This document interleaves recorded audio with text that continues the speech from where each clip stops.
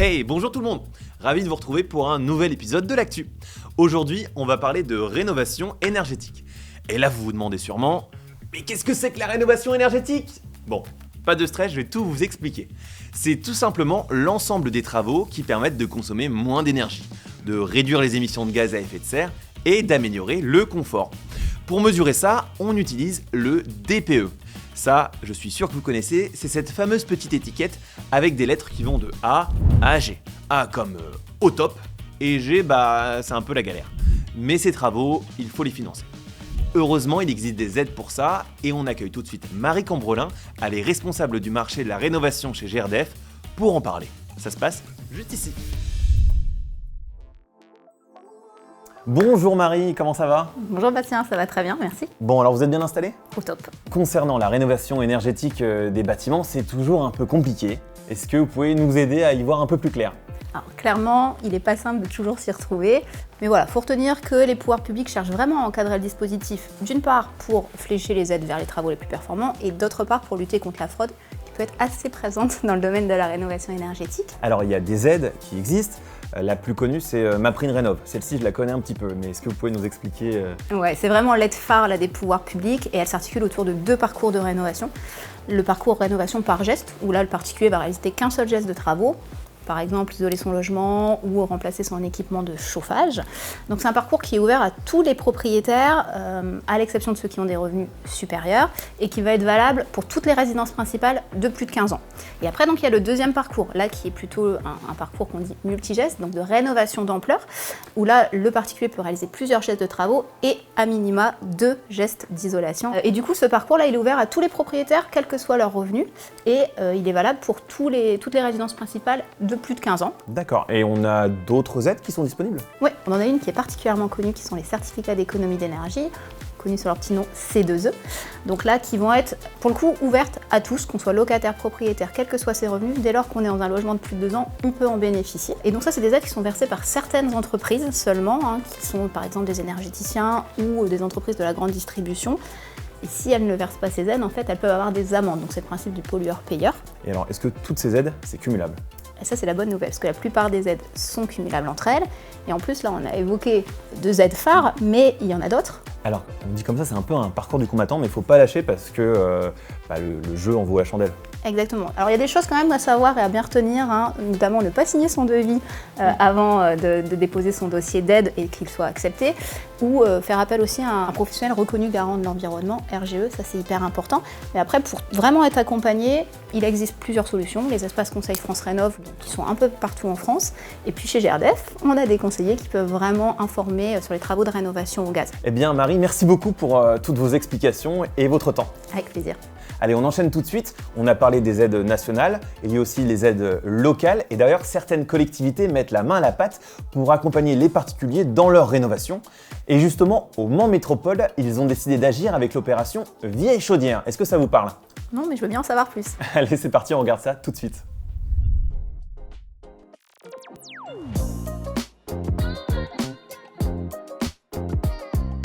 Aujourd'hui, nous sommes dans la commune de Mulsanne, en Sarthe, en partenariat avec le Mans Métropole. Nous mettons en place des permanences en ce qui concerne les éradictions de chaudières de plus de 15 ans. La chaudière à laquelle elle est? L'opération Vieille Chaudière consiste essentiellement à pouvoir guider et renseigner les administrés sur un éventuel changement de chaudière, de pouvoir les guider vers des partenaires locaux plombiers chauffagistes, mais également aussi de les renseigner sur tout ce qui est éco-gestes. Les personnes qui viennent nous voir viennent très souvent avec leur facture d'électricité, leur facture de gaz. En fonction de ça, on en échange et on essaie de soit les rassurer ou essayer de trouver des solutions pour qu'ils puissent faire des économies justement par rapport à ces factures. À partir du moment où on a un vieux système de gaz ou de fuel, on leur propose de venir faire une étude, essayer de leur proposer le système qui s'apparente à leur logement. On a des systèmes hybrides, on a des systèmes tout gaz qui permettent de vraiment faire baisser des consommations. GRDF est partenaire de cette action avec le Mans Métropole puisqu'ils mettent en avant le mix énergétique et en effet le réseau du gaz en fait entièrement partie. Notre territoire veut sortir progressivement des énergies fossiles. C'est amener notre pierre à la lutte contre le bouleversement climatique. Nous souhaitons décarboner le parc locatif à la métropole. Décarboner le logement social, c'est le moins difficile puisque nous sommes au conseil d'administration. Le logement privé, c'est beaucoup plus difficile. La première saison de l'opération Changer vos vieilles chaudières s'est soldée par un abandon de 200 chaudières au fioul pour passer sur des énergies moins polluantes du type gaz, biogaz bien évidemment. C'est rentré dans la tête des gens, on doit faire des énergies renouvelables, à nous d'être inventifs et de leur donner la possibilité de faire. Bon, des villes qui boostent les économies d'énergie, on valide. Mais bonne nouvelle, les villes ne sont pas les seules à bouger. Les bailleurs sociaux aussi s'engagent. Et chez SIA Habitat, c'est une priorité.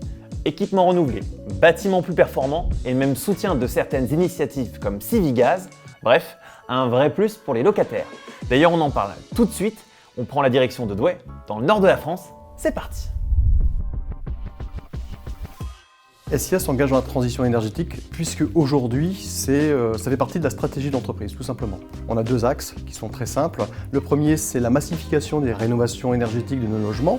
On veut les moderniser pour qu'ils soient plus performants, pour qu'ils soient du coup plus résilients et plus confortables pour nos locataires. Et on a aussi un partenariat actuellement avec GRDF sur un appel à projet gaz vert qui permet de valoriser la production de biométhane, donc en circuit court, très court, puisqu'il est produit localement, et ça permet tout simplement de contribuer à la diminution du CO2 par SIA Habitat. Et le deuxième point sur lequel on travaille de manière très importante, c'est la sensibilisation de nos clients, justement sur l'après-réhabilitation, comment on utilise son logement. Il y a des gestes qui doivent être modifiés, et on vient leur expliquer comment faire. Et on a d'ailleurs actuellement la démarche Civigaz qui est en cours chez nous, qui illustre parfaitement cet engagement. Vous allez voir les jeunes volontaires juste après, qui tiennent un petit peu les manettes finalement de la démarche Civigaz et qui sont actuellement sur le terrain.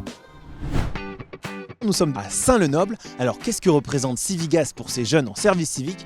Eh bien c'est Jérémy Declercq qui nous explique tout et ça se passe juste ici. Et comment ça va Jérémy? Très bien, et toi? Moi ça va plutôt pas mal, il fait toujours très froid à Saint-Lenoble, mais il fait froid, toi t'as pas froid apparemment. Bienvenue dans le Nord. Qu'est-ce que ça représente cette mission Civigaz pour les jeunes? Ça représente beaucoup dans le sens où c'est une première expérience pour certains, pour d'autres c'est un appui aux études. Comment ça se passe votre mission? Donc en fait là on va se diviser, donc on toque chez les gens, on fait du porte-à-porte pour pouvoir présenter nos flyers. Une fois qu'on a fini notre journée, on se rassemble et on dit le nombre de VAD qu'on a fait, de refus ou d'avis de passage qu'on a mis. C'est quoi un VAD? C'est une visite à domicile. Pourquoi vous avez choisi la mission Civigaz en service civique? Bien parce que c'est en accord avec mes valeurs, l'écologie c'est quelque chose de très important pour moi et même la santé de la planète. Je dirais que c'est aussi le côté social de la chose, aller vers les gens, pouvoir leur parler, échanger, voir leur point de vue sur certains sujets et tout, c'est vraiment intéressant. Le service civique est avant tout une mission d'intérêt général et ça on leur rappelle aussi que la mission Civigaz a un sens et un sens réel pour les habitants, pour la planète et pour eux. Et voilà, c'est déjà la fin de cet épisode. On l'a vu ensemble, la rénovation énergétique c'est un vrai levier pour consommer moins, payer moins et vivre mieux. Isolation, équipement performant, chaque action compte. Et en plus c'est bon pour la planète. Allez, on garde les bons réflexes et sur ce je vous dis à très vite dans l'actu.